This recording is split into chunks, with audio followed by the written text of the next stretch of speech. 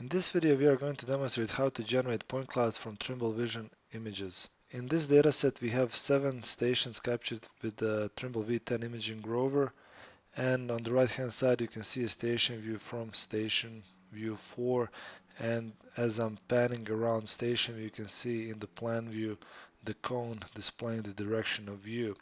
In order to generate point clouds, I'm going to launch the create point cloud command. And as you can see, the command itself is very simple. So you need to select your photo stations. So you can select all photo stations or just a subset of photo stations.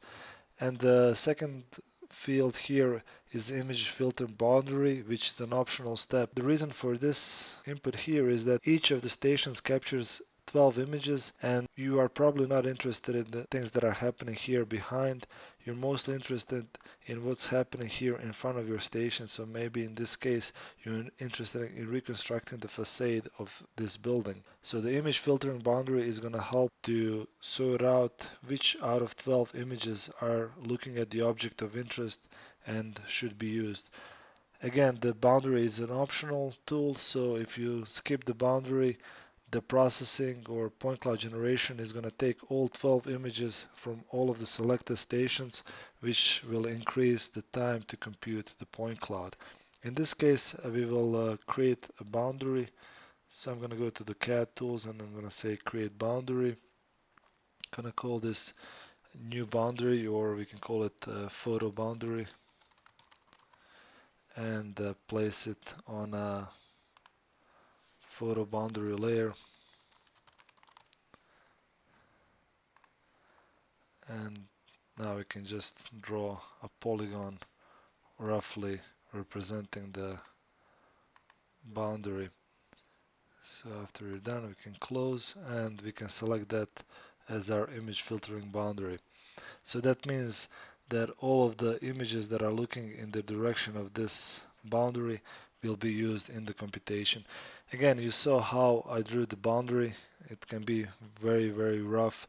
If you want a more precise boundary, you can simply pull in a Google Earth image and georeference it and draw your boundary that way.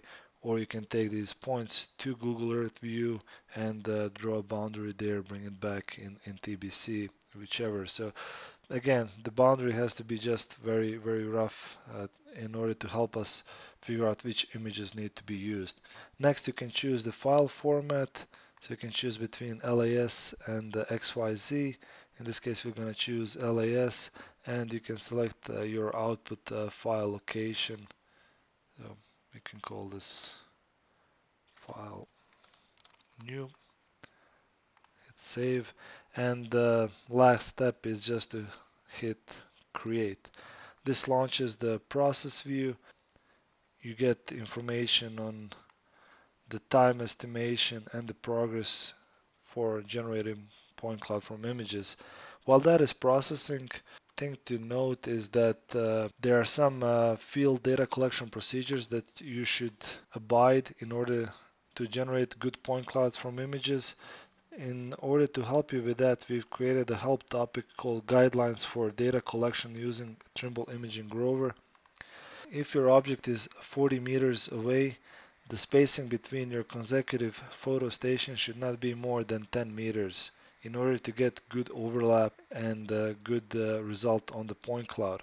Another thing to keep in mind is that size of 1 pixel at the distance of 10 meters is about 4 millimeters, which is equal to the point cloud spacing you will get after the point cloud reconstruction. Also keep in mind the shape and the size of the object of interest, and here we give some of the examples. If you have a building or square looking object, this is how your photo stations should be positioned. If you have a simple facade, you can more or less go in a straight line. For a more complex object, follow this type of procedure inside an object or inside an enclosed object. So please keep in mind that you do need to modify your field data collection procedure in case you're gonna generate point clouds from images from the V10. Another thing to keep in mind is that you need to make sure that you have a well textured object. So in this case, the point cloud result should come out very well because we have a lot of texture and there's a lot of going on this facade. If you have industrial buildings where you have a lot of windows, or if you have a lot of same color panels, that is probably not going to result in a really good point cloud. So stockpiles and well textured facades will produce a very good point cloud, while objects that have no distinctive features on them will not produce a good point cloud. After the processing has completed, you can see in the plan view here you have a point cloud, and we can now see our results in the 3D view. And here is the result of generating point clouds from the V10 images.